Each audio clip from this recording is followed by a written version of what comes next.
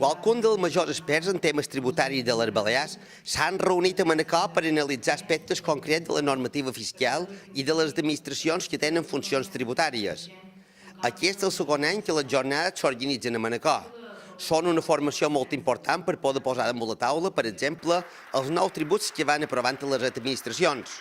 Hem de pensar que en aquest cas són unes jornades sobre tributació. La tributació va canviant contínuament i la universitat ha de donar resposta a la formació continuada que avui en dia els professionals de qualsevol àmbit necessiten al llarg de tota la seva vida. I, per tant, estaríem amb aquest aspecte de formació contínua al llarg de tota la vida professional. En aquest cas seria dels tècnics tributaris.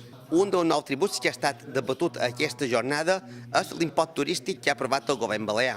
La normativa tributària és molt canviant, les comunitats autònomes s'estan incorporant tributs propis, els tributs que van aprovar per llei 2/2016 els imposts sobre estades turístiques. Sabem que és un tema de molta actualitat i el que fem és precisament apostar per jornades formatives i dins aquestes jornades formatives donar a conèixer l'impost turístic, perquè ara és de total actualitat i és la novetat.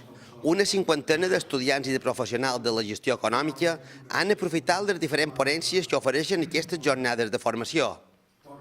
Davant l'interès que han despertat, sembla tenir la continuïtat assegurada de cara als anys vinents.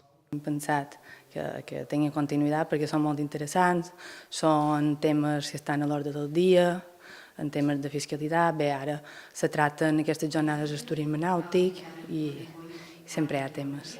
Els assistents a les jornades han pogut aprendre els principals aspectes de la fiscalitat del turisme nàutic o la reforma de la llei general tributària a la inspecció de tributs.